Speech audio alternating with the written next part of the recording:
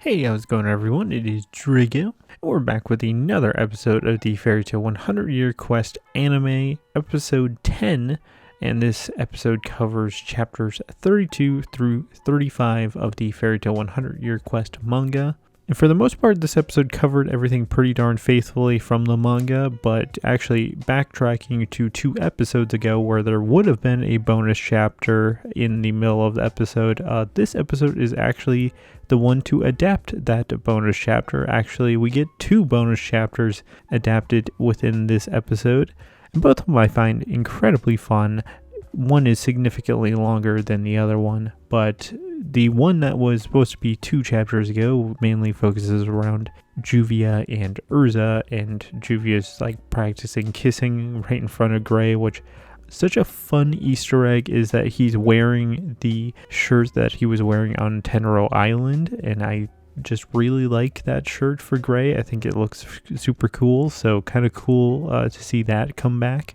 This one's so fun just because of how paranoid Juvia gets Erza to want to, I guess, kiss Jellal or be ready to kiss him if the moment comes, to where she's literally practicing, and that's literally the moment where he just happens to walk by where she was trying to do it. This always happens to Erza, like anytime she has anything somewhat embarrassing, that's just when Jellal be strolling through town. In the second bonus chapter that was focused on in this episode was mainly around Gajil and Levy, which kind of makes sense to what happens later in this episode as to why they would chuck both of them back to back. And that one is just so nice for their relationship and just adding some more depth to it. And the way it ends with them literally like cuddling up with one another and, you know, Levy holding her stomach for the baby. It just is so beautiful that, like, genuinely, that is such a touching scene between the two of them. I love that Lily even comes back and sees them falling asleep on the ground together, and just, even he's like, oh, this is so cute.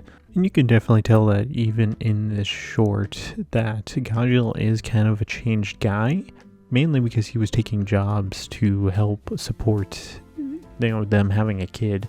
And he was actually getting his body more worn down by getting more scars all over it, and it made Levy quite upset, honestly. But I kind of love that he's willing to go above and beyond to provide for him and Levy and their kid down the line. And honestly, just both of these bonus chapters that they adapted at the beginning of this episode are just both such a blast, and they're just really fun to go through. So here's some of the favorite moments I had from this actual episode. Starting off, we're going to talk about Lucy in her Stardress mix, which is really cool to see that animated and finally getting attacks within a Stardress mix. And yeah, honestly, I thought it was really nicely showcased, and actually, you know, has Lucy have some serious firepower behind her now. It's not like she didn't have it before, but like the first attack she showcases in this form is pretty big, pretty flashy, and something that she usually isn't able to do. You don't really get too much of a continuation of the fight, you really just get her taking out Lizana, and that's about it. But either way, I still think she was really nicely showcased, and I just really enjoyed seeing the Stardress mix finally used. Probably my favorite part of this episode was all the shenanigans that happened between Erza and Jellal, because wow, there was a lot that happened between those two. And I love that Jellal getting controlled by the white mage just turned him into a freaking psychopath, to where Erza just is trying to honestly seduce Jellal, and he's just all for it, man. He like is all up matching the same psycho. You immediately get the tone of what this fight is going to be when she re-equips into her clear heart clothing, and just Jellal just ends up stripping. It's like, okay, we're going there. We're just making this fight as weird as possible.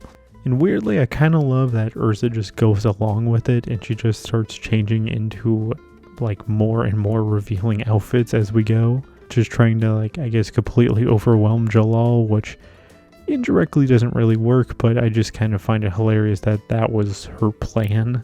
Then you got Gray fighting the Thunder Legion, which I actually really dug his fight, and especially since they try and pull the same trick on him again to where he can't use magic. And I just love the absolute shift of things when he uses the Devil Slayer magic, and he's like, oh, you guys brought this on yourself because you brought out the demon. And honestly, they did make it like a tad bit more bloody than the actual manga version, because like when Gray punches Freed, like there's a lot of blood that comes out of his mouth. And just that tonal shift that happens and how brutal Gray becomes. And I honestly love how this fight ends, how he forces Bixlow and Evergreen to like look at each other, and that just forces them to, lose because they're both using their eye magics. It's kind of a fun and creative way to defeat them without him really having to defeat them, because they're defeating themselves. And the final point throughout this episode that I really enjoyed was the continuation of Natsu versus Gajeel.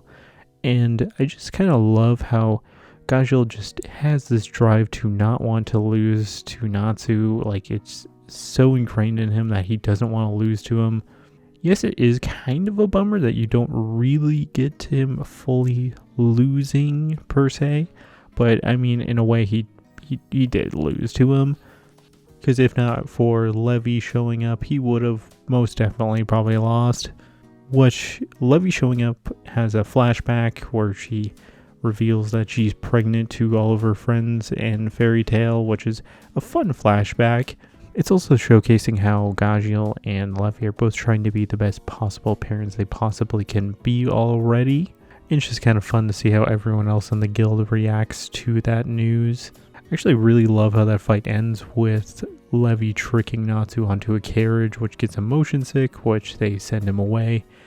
But just the talk that Levy and Gajeel have at the end of that fight is so beautiful, with Gajeel still quite upset that he wasn't able to defeat Natsu once again, but I like how Levy reassures him by saying that he's number one in her book, and it's just a nice sweet moment between the two of them. I mean, there's two moments in this episode I haven't really talked about at all yet. Obviously, you have Wendy and Natsu going up against brand new Diablos members. And I mean, they're just the setups to those fights. I don't think anything too wild is happening there just yet, and that it wasn't really anything notable for me, to be honest. And honestly, probably the funnest setup in this whole episode was obviously you have Erza fighting Jellal, but you get Loxus and Kyra joining that fight as well. And I'm still really excited to see Lucy's fight continue against Mira and Elfman in the next episode, because that will be pretty cool. So I really enjoyed this episode. I'm still really keeping up with the quality. So what are your guys' thoughts? Leave it in the comments below. Thank you for watching, and this is Drago signing out.